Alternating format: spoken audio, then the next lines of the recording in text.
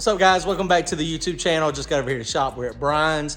We're going to race car again today. So my camshaft came. We're going to be putting the camshaft in it today. Hopefully we'll get it degreed in, and I'll show you what we're doing, how we degree it. I think it's the right way. It's the way we always do it. Degreeing the camshaft is important. You want to know where your intake center line is. You got to know where it's at so you can know what to adjust later on if you need to. Having a belt drive makes it a ton easier. So let me show you these cam specs. This is off of eBay. It's a used cam, new to me, 150 buck cam. It does have 112 lobe separation. At 50 on the intake side is 264 degrees. On the exhaust side is 268. So lift is 700, 670 something. I'll show you the cam card. I think they got the numbers wrong on it, but let me show you what we got. Go to turbojohnracing.com, grab yourself some merchandise. Don't forget, we got some signed connecting rods on there as well. Our no prep race at Knoxville Dragway is coming up the end of the month. It's already November, can you believe it?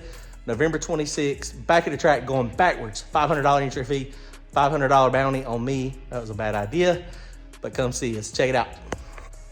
All right, guys, well, here goes the camshaft, and this is a 50 millimeter cam, and you can see this is standard size small block Chevrolet here. And this is 50 millimeter. I got 50 millimeter roller bearings, so that's what you gotta have. There is your number that is ground onto the end of the camshaft. So that's your number there. And these guys that I bought it from, there's a company called Unit 9 off of eBay. This is the specs. So 112,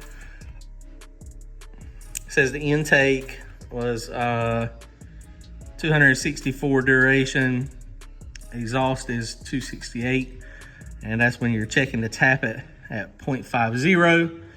It shows you up there, 112 lobe separation, 704 on the intake lift with 1.6s, and 673. So it's one of those things it's kind of like a reverse split, I guess, on lift, to where the exhaust lift is a little bit lower than the intake. It might be a tad lower because I got 1.55 exhaust rockers.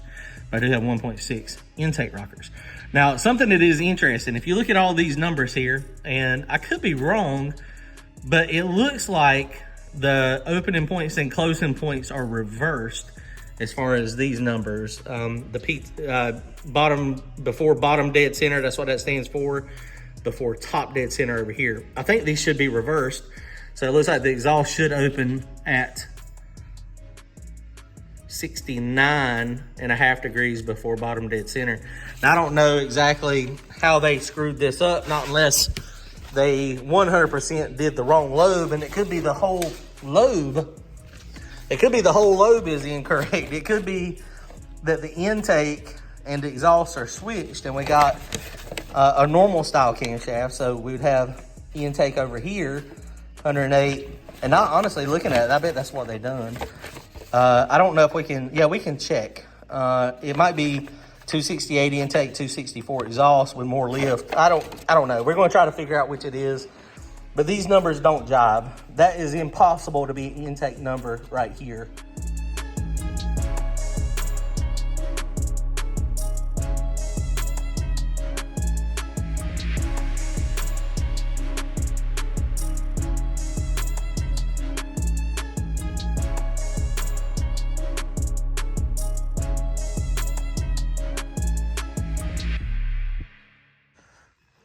All right, guys, we're getting closer. I just wanted to show y'all something real fast, too. I've talked about this a couple times on other videos. This is from CV Products, this whole setup here. But I don't know if you noticed, this thing wouldn't go all the way on. And so, you can either, they make a tool that you can get in there and hammer it on. But another way to get it on that I use, and it's not very difficult, is you take a torch and you gently heat the pulley here. And you can see I'm touching it. It's warm. It's probably 150 degrees maybe. So you can't hold your hands on it for a long time. But if you heat that thing up, it usually will slide on because it is a press fit. And so it's going to be on there snug. But anyway, that's one of the things that I like to do. And see, it's already on there tight enough now to where it's not going to come off because it's cooling down. The seal is made into this plate here. Now, what we'll do is we'll go ahead and we'll line this stuff up. We got our dot here. It's kind of hard to see, but it's made. So we'll make sure that goes straight up. And dot to dot is the way I line it up. But with a small block Chevrolet, you actually are dot here and dot up here to get it on the compression stroke, but it makes it easier if you do it dot to dot lined up. But, and you notice this thing is, you know, none of it is square. The cam, like on a small block Ford, the keyway is straight up, I'm pretty sure, but not on a small block Chevrolet. So this is the way we set it up.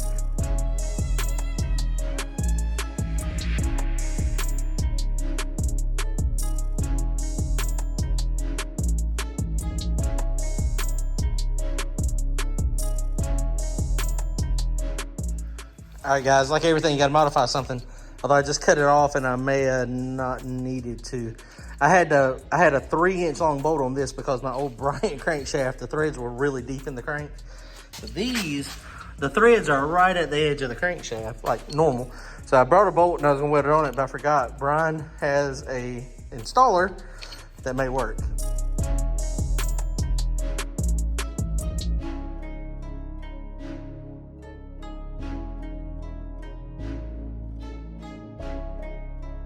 Like always, everything I did end up having to weld this back on there.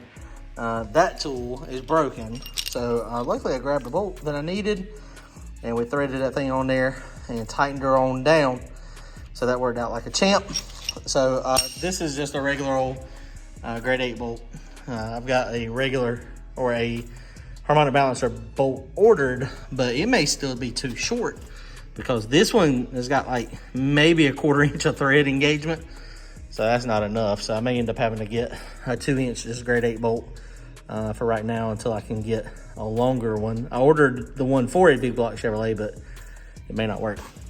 So everything is pretty close. And I go ahead and put this on. One reason why, I've already found top dead center, so I can use this here. I am gonna put the degree wheel on it as well though. And you can see when I turn this thing, and I'm gonna show you how to find top dead center also. But piston's going back down in the hole. See, we're off of 0. And then going back down in the hole. So we'll put the micrometer, we'll put the dial indicator on this right here and just make sure my pointer is in the right spot. But I have done this. That right there is 0. That is the dwell of top dead center right there. But we'll put the degree wheel on it real fast. Line it up with 0 as well, verify that, and then we'll put our handy dandy little tool in here and we'll actually degree the camshaft. So degreeing the camshaft is pretty easy. I've got a couple good videos on it. I've done it so much it's not even funny. But right here we got this thing advanced, looks like maybe 4 degrees, in between 3 and 4. So that's advanced. So we'll see what the intake center line is right here. We may end up having to advance it more if that cam card is correct. If that cam card's right, this should be like 100 and it said 116. So this would be 116 minus 3. So this would be like 113 or 112 intake center line. Now something to think about. So cylinder number 1 is over here. This is not the intake. This is the exhaust on a small block Chevrolet. Hey guys, so we're going to show you how to find top dead center here. This is very difficult considering this is an aluminum block. So it did end up sticking. So I've already done this. So I've already verified it, but I'm going to show you. So basically what you do is the piston right now is 50 thousandths down in the hole. And so what you have to do is you have to go back and forth across top dead center 50 thousandths and then back 50 thousandths, and then that's how you know where your marker is. So right now, if you look at it, so this is, like I said, I've already verified this, but if this timing pointer was in the wrong spot, then basically you would loosen these Allen screws up and then you would move this once you find it. So let's go ahead and find the point back here. I'm gonna back it up just a little bit more. Okay, so this forward. So now we're on, let's go ahead and go all the way to top dead center. And some of these have big wheels to make it a little more precise, a little easier to do. Let me see, my thing's already moved. So right there is top dead center now. So my thing is walking down apparently. So we're gonna put that here. So the piston is at the peak. So see it going back down, and up, now back down. Okay, so now what I'm gonna do is I'm on the, let's go ahead and roll it back. So I'm before top dead center right now. And so what I'm doing, I'm looking at my timing pointer and I'm looking at my degree wheel, I'm looking at my marker. So let's see, so I'm gonna go to 50. I have to be very careful not to tap this. Usually I tap it really good in that thing, but yeah, I can't do that now. So right there, we're on, it's right at 10 degrees. It's on this pointer wheel, about 8 degrees. So let's go to top dead center. It goes across top dead center and then comes back down. Just a little bit past it. We're not worried about the cam right now. We're just worried about this. And right now, this is, again, it's about 8 to 9. So we know our pointer now is in the correct location. So now we can take this and we can turn this off, put it back here. Now this is where the dial indicator comes in here. Now this is one of these cheap expandable ones. I don't even know where we got it from, but this thing basically, it just expands as you roll it out. It expands. Wait a minute, how does it roll out?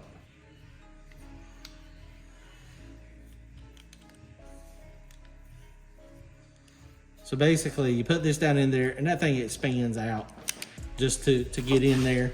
So we want to go on the intake.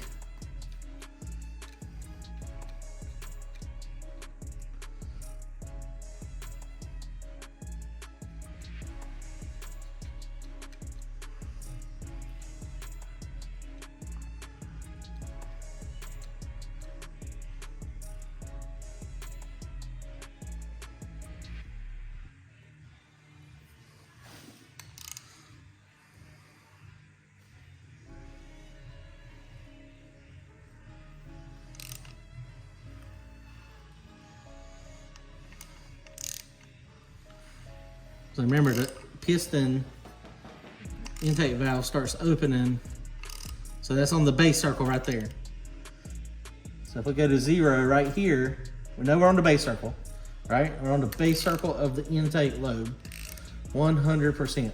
Base circle of the intake lobe. Just roll around. When this hits 50 thousandths up here, we'll take this reading down here, and that'll tell us so I'm getting 20 degrees is what I'm getting before top dead center. As far as where the intake valve begins to open, right? So it begins to open right here. So now let's go peak, and we can count. And I have not done it yet, but you know, probably what I need to do, actually, you know what I am gonna do? I'm gonna verify right now how much camshaft lobe lift we got.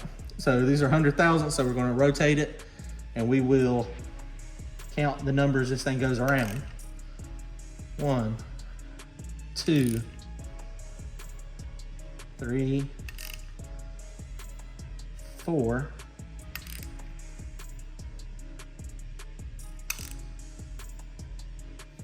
447 is what we got for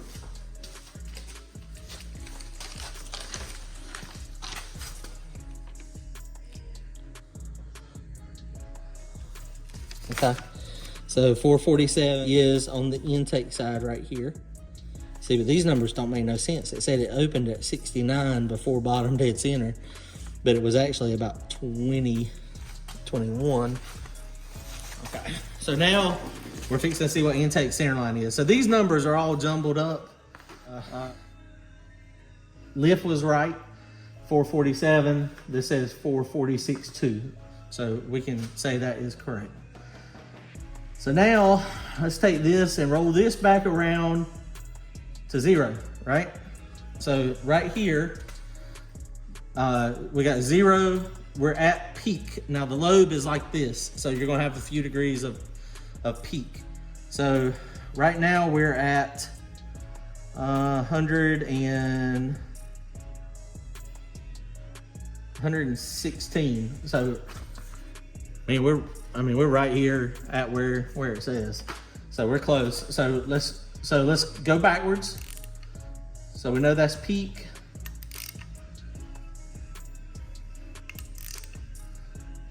I'm gonna go to 50 thousandths up here. So right now we're at 70, 71, 72. So we're at 72. Go to peak and then go back.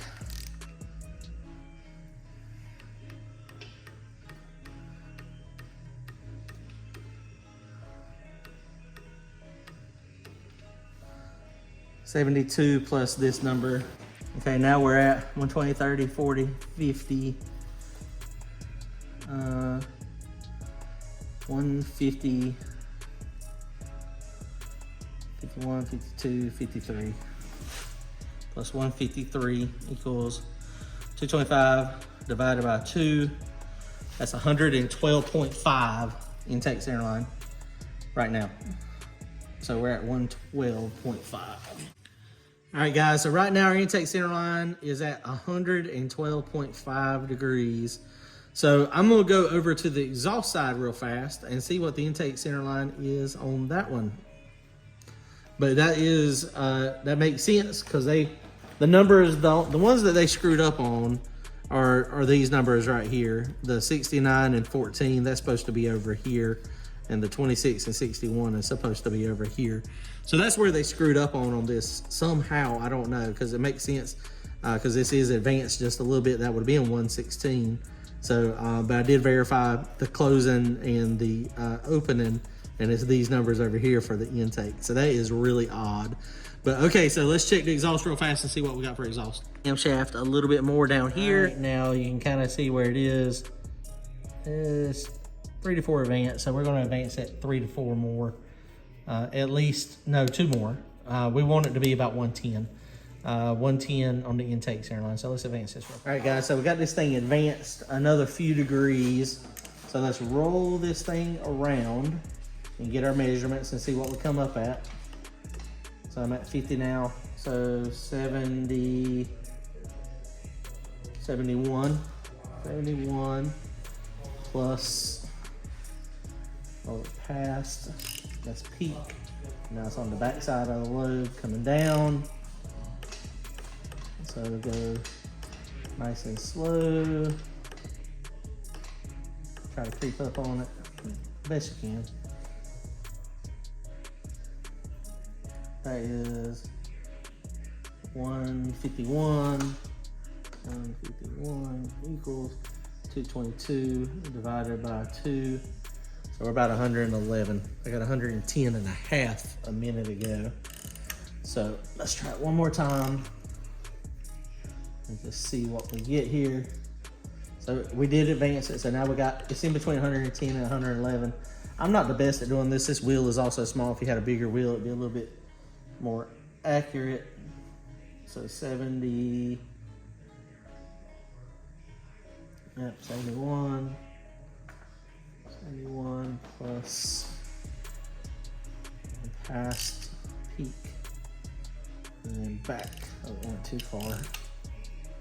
Roll it back. Very sensitive.